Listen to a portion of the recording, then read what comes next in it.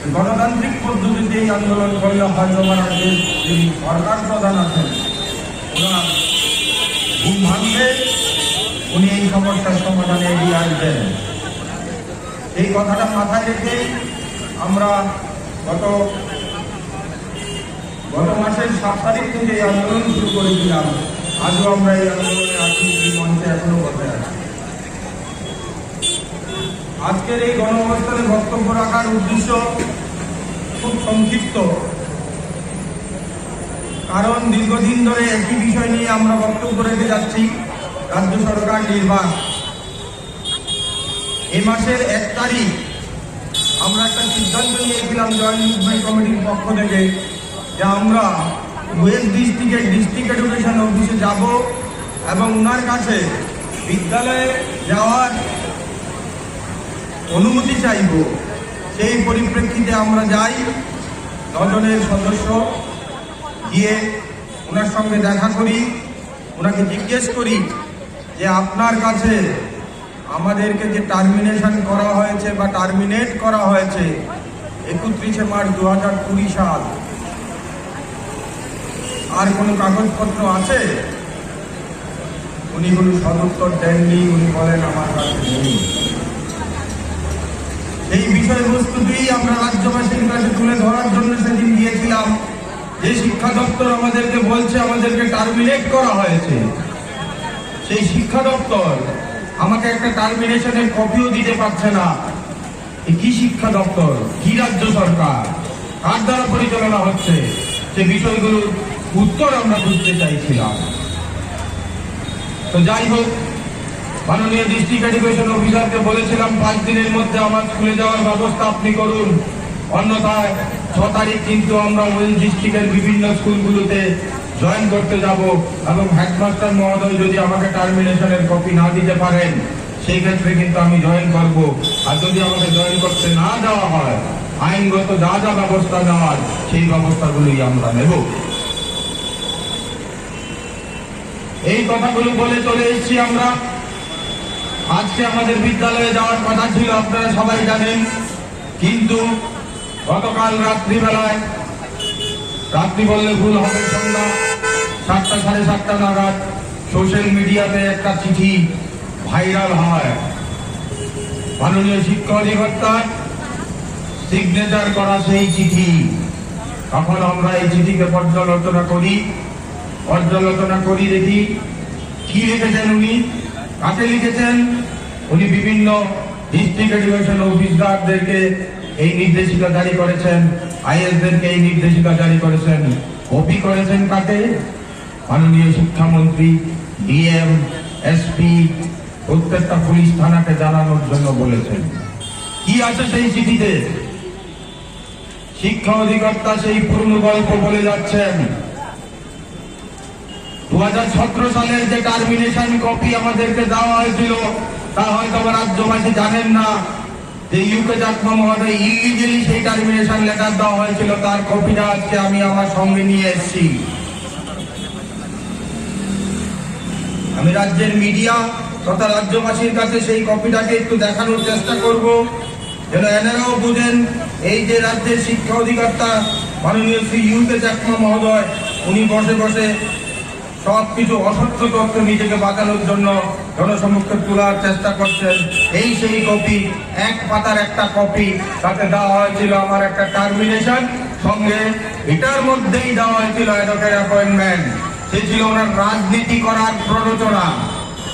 কারণ কোন কর্মচারীকে যদি টার্মিনেট করতে হয় তার জন্য শিক্ষা দপ্তরের একটা গাইডলাইন আছে। মাননীয় ইউকে চাকমা হয়তো বা সেটা ভুলে গেছে, নিজের পিঠ বাঁচানোর জন্য যা খুশি লেগে একটা কাগজে চেপে দিয়ে দিচ্ছেন। সেই অধিকর্তা উনি যদি না পারেন ছেড়ে দিন, বাড়িতে বসে যান। আপনার মতন অনেক লোক আছে শিক্ষা দপ্তর চালানোর মতন। এই সেই কপি, যে কপিকে আমাকে টার্মিনেট করা হয়েছে। আমি এই মঞ্চে দাঁড়িয়ে ইউকে চাকমাকে চ্যালেঞ্জ ছুটছি যে আপনার এই টার্মিনেশন কপি আমি ফিরে ফেলে দেবো। আপনি সঠিকভাবে এই টার্মিনেশন দিতে পারেননি, আপনি আপনার দপ্তরের রুলস মানছেন না, আপনি বলছেন আইন মেনে চলছেন। এভাবে একজন কর্মচারীকে, রেগুলার কর্মচারীকে টার্মিনেশন দেওয়া যায় না। তাই বলছি 2017 সালে যে টার্মিনেশনটা দিয়েছিলেন উনি, সেটাই ছিল অসাংবিধানিক, অনৈতিকভাবে সেই টার্মিনেশন দেওয়া হয়েছিল, বাধ্য করা হয়েছিল। আমরা যদি অ্যাডকে না যেতাম সে সময় আমার খাবার দোকানের ব্যবস্থা ছিল না, তাই বাধ্যতামূলকভাবে যেন এই টার্মিনেশনটা আমরা অ্যাকসেপ্ট করি, সেই প্ররোচনা করেছিলেন, সেই দুরভিসন্ধি সেদিন রচনা করেছিলেন এই ইউকে চাকমা মহোদয়। এবং তারই ফলশ্রুতিতে আমরা সেটা অ্যাকসেপ্ট করে অ্যাডকের কাজে জয়েন করি। কিন্তু পরবর্তীতে যখন আমরা সেই বিষয়গুলোকে একটু ঘাটানো শুরু করি, যে উনি তো বলছেন আমরা নাকি হাইকোর্ট তথা সুপ্রিম কোর্টের জাজমেন্টে আমাদের চাকরিটা হারিয়েছি, তাহলে হাইকোর্ট এবং সুপ্রিম কোর্টের জাজমেন্টে কি আছে সেটাও আমাদের দেখা দরকার। সেগুলো আমরা ঘাটাতে শুরু করি, ঘাটতে ঘাটতে একটা সময় দেখতে পাই আরে না, এটা মিথ্যা, সম্পূর্ণ মিথ্যা। ইউকে চাকমা মহোদয় সম্পূর্ণ মিথ্যা ভাবেই আমাদেরকে রাজনৈতিক ভাবে আমাদেরকে টার্মিনেট করেছেন। তার প্রমাণ হলো আমাদের যে হাইকোর্টের জাজমেন্ট কপিটা, তার প্রমাণ হলো আমাদের সেই হাইকোর্টের জাজমেন্টের কপিটা 219 পৃষ্ঠার সেই কপি। তাও রাজ্যবাসীর কাছে আমরা তুলে ধরতে চাই, এই সেই হাইকোর্টের জাজমেন্ট, যে হাইকোর্টের জাজমেন্টের মধ্যে যদি কোথাও এই শিক্ষা অধিকারটা আমার নাম খুঁজে বের করে দেয়, এই গণঅবস্থান থেকে এই মুহূর্তে এই বিষয় ছাড় চলে যাবে। আর নাহলে আপনি ডাইরেক্টরি থেকে বেরিয়ে যান, না হলে কিন্তু পুলিশ দিয়ে আপনাকে রক্ষা করতে পারবে না, পুলিশ আপনাকে রক্ষা করতে পারবে না। ইউকে চাকমা এই সেই হাইকোর্টের জাজমেন্ট, এই জাজমেন্টে কোথায় আছে আমার নাম বের করে দেখান, কোথায় আছে আমার নাম বের করে দেখান ইউকে চাকমা। আপনি যে চিঠি দিয়েছেন তার উত্তর আপনাকে দিতে হবে, পুলিশ ঘেরাও করে আপনাকে রক্ষা করতে পারবে না। 10,323 জীবন যদি শেষ হয় আপনিও পারবেন না। আজকে 79 জনের মৃত্যুর দায়ভার আপনাকে নিতে হবে, আপনাকে নিতে হবে।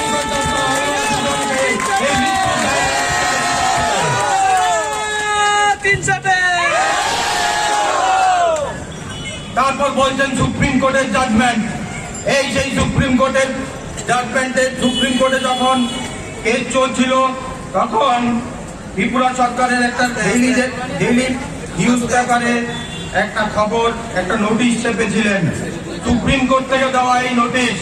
এই নোটিশের মধ্যে কোথায় আছে আমার নাম, ইউকে চাকমা বের করে দেখান। যে আপনি বলছেন সুপ্রিম কোর্টে আমার চাকরি চলে গেছে, এই সেই কপি, এই সেই কপি আমরা তুলে ধরেছি। সেই কপির মধ্যে কোথায় আছে আমার নাম, যদি না দেখাতে পারেন তাহলে আপনি ছেড়ে দিন।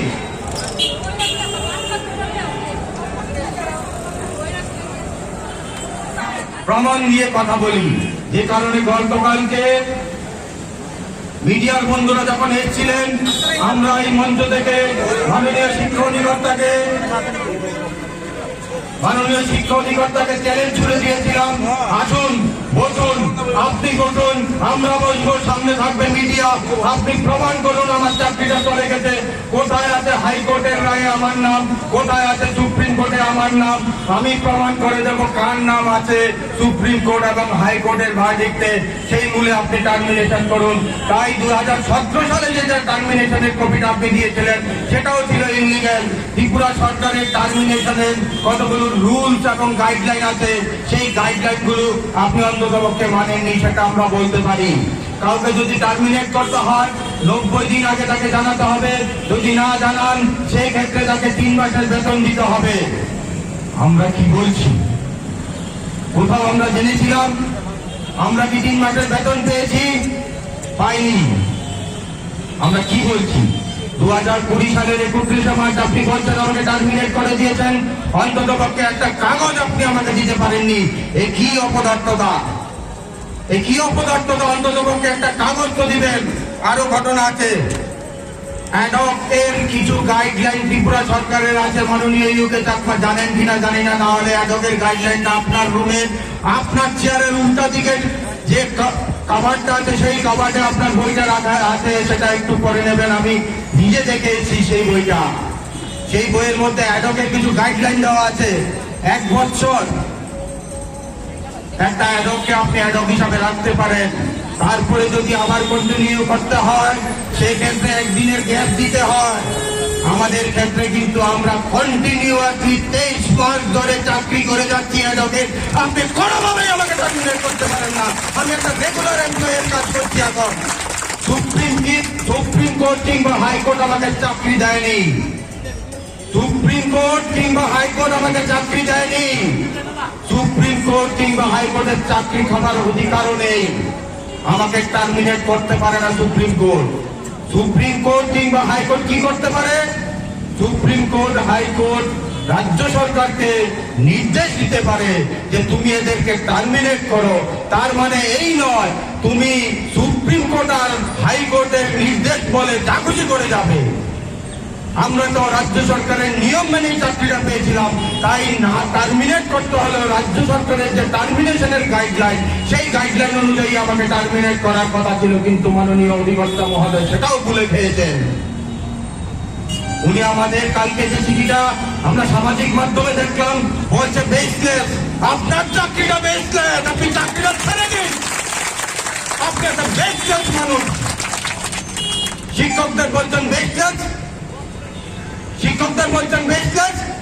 আপনি তো শিক্ষকতা করেননি, আপনি একজন টিসিএস অফিসার ছিলেন। আপনি শিক্ষকতার মর্ম কোথায় বুঝবেন?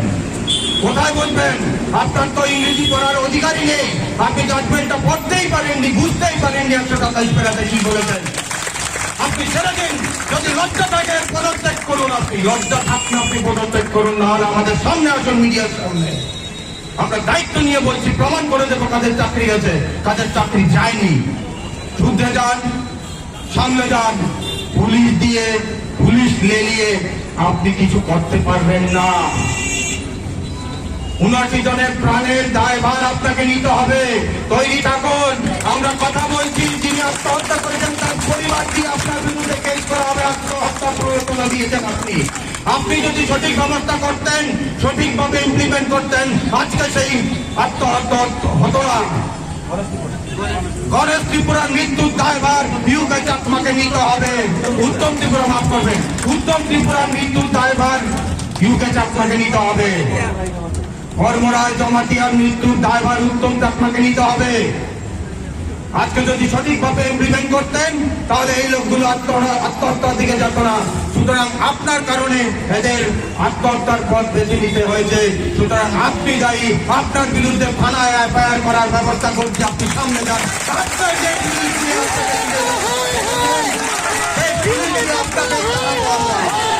পুলিশ দিয়ে আপনাকে দাঁড়াবো।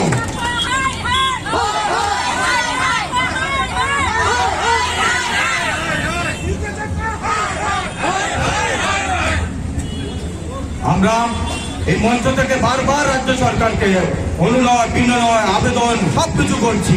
কেন করছি? আমরা শিক্ষক, আমরা জানি যে সমাজ গড়ার কারিগর আমরা। তাই গণতান্ত্রিক পদ্ধতিতে আমরা আমাদের আন্দোলনগুলোকে চালিয়ে যাচ্ছি। অনুনয়, বিনয়, অনুরোধ করছি। ভুল হয়েছিল আমরা বলছি, যদি ভুল হয়ে থাকে, পূর্বতন সরকার ভুল করেছিল, সেটাকে রেকটিফিকেশনের দায়িত্ব কিন্তু আপনাদের। আর আপনারাও যদি সেই ভুলটা সমভাবে করেন তাহলে আর পূর্বতন সরকারকে আপনারা দোষ দিতে পারবেন না। বন্ধ করে দিন এই কথাগুলো বলা যে বামফ্রন্টের পাপের ফল, এগুলো বলতে পারবেন না। কারণ যে ভুলটা কিন্তু আপনারাও করছেন, ভুলটা কিন্তু আপনারাও বলছেন। রাজ্যের মাননীয় শিক্ষামন্ত্রী, মাননীয় মুখ্যমন্ত্রী বারবার বলছে আমরা আইন মেনে চলবো। ভালো কথা, আমরাও বলছি আইনের বাইরে কেন যাবেন? আইন মেনেই তো করার কথা বলছি। যদি আইন মেনে করার কথা বলেন, রাজ্যের মাননীয় শিক্ষামন্ত্রীকে প্রশ্ন করতে চাই, 2019 সালে ত্রিপুরা হাইকোর্টের স্পেশাল পিরিয়ডে 73 জনকে টার্মিনেট করার কথা হয়েছিল। তারা কেন এখন অব্দি চাকরি করছে আপনার দপ্তরে? সেই প্রশ্নটা আপনাকে উত্তর দিতে হবে। আইন যদি মানেন তাহলে প্রথম আইন মানুন। আপনার আমলে হাইকোর্ট থেকে জাজমেন্ট বেরিয়েছে, স্পেশাল পিরিয়ডের যে কেস, সেই কেসে ওরা হেরেছেন এবং ওদেরকে টার্মিনেট করার কথা বলা হয়েছে, কিন্তু ওরা কিন্তু চাকরি করছে। 37 জন যাদের বিরুদ্ধে আমরা কেস করেছিলাম, প্লাস 4 জন 41 জন, কি বলেছিলাম? এই 37 জন যারা আমাদের বিরুদ্ধে কেস করেছিল তৎকালীন সময় 2010 সালে, কি বলেছিল তারা? যে এই যে পলিসিটা নাকি আনকনস্টিটিউশনাল। এখন প্রশ্ন হলো, যিনি বলছেন পলিসিটা আনকনস্টিটিউশনাল এবং উনার বলার ভিত্তিতে ত্রিপুরা হাইকোর্ট 2014 সালে এই পলিসিটাকে আনকনস্টিটিউশনাল ডিক্লেয়ার করেছিল, উনারাই আবার কিভাবে 2012 সালে সেই পলিসিতে বহাল তবিয়তে চাকরি করে রাখছে, সেই প্রশ্নের উত্তর ইউগচাত্র মহোদয়কে দিতে হবে। আপনি জেনে শুনে কিভাবে এই লোকগুলোকে চাকরি করতে দিচ্ছেন? এই প্রশ্নগুলো উত্তর যতক্ষণ না পাচ্ছি, আমরা কালকেই ঘোষণা করেছি বিদ্যালয়ে যাওয়ার যে প্রোগ্রাম আমরা নিয়েছিলাম আমরা ক্যান্সেল করিনি, পোস্টপোন করেছি। সুতরাং ভাববেন না আমরা বিদ্যালয়ে যাব না, আমরা বিদ্যালয়ে যাব। আপনি পুলিশ ডাকুন, পুলিশের সামনে আপনার হেডমাস্টারের সঙ্গে কথা বলবো। হেডমাস্টার যদি আজকের ডেটে আমাকে টার্মিনেশন দেয়, তাহলে 8 মাসের বেতনটা আপনি ছেড়ে দিন। 8 মাসের বেতন দিয়ে তারপর আপনাকে টার্মিনেশন করতে হবে। আপনার পৈতৃক সম্পত্তি ডাইরেক্টরি না, আপনার পৈতৃক সম্পত্তি ত্রিপুরা সরকার নয়। কিছু আইন মেনে আপনাকে এই ডাইরেক্টরি চালাতে হবে, ত্রিপুরা সরকারকে চালাতে হবে। 8 মাস পরে যদি আজকের ডেটে আপনি আমাকে টার্মিনেশনের কাগজ দিই, 8 মাসের বেতনটা অন্তত পক্ষে আপনাকে দিতে হবে। তারপর বাকিটা আমরা কোর্টে বুঝে নেব 8 মাস পরে কেন আপনি আমাকে আজকের ডেটে টার্মিনেট দিতে হয়েছে, কেন তৎকালীন সময় আমাকে দেওয়া হয়নি। আর 2017 সালের টার্মিনেশনের কথা বলছেন, সেটা তো ছিল সম্পূর্ণ ইলিগাল। এইভাবে আপনি টার্মিনেশন কাউকে দিতেই পারেন না। আমরা সেদিন ভুল বুঝেছিলাম, বুঝতে পারিনি, প্ররোচনায় দিয়েছিলাম। সেই ভুল সূত্রে আমরা আজকে এই মঞ্চ থেকে ঐক্যবদ্ধভাবেই বলছি আপনার এই টার্মিনেশন আমরা মানছি না, মানবো না, মানছি না, মানবো না, মানছি না, মানবো না। শেষবারের মতন আমি দীর্ঘায়িত করবো না, বলেছিলাম এই বিষয়গুলো নিয়েই আজকে আমার বক্তব্য। শেষবারের মতন কতগুলো কথা, একটা কবিতার লাইন উপমা হিসাবে বলে যাই। বন্যেরা বনে সুন্দর, শিশুরা মাতৃকুলে, শিক্ষকরা রাস্তায়, পুলিশরা স্কুলে।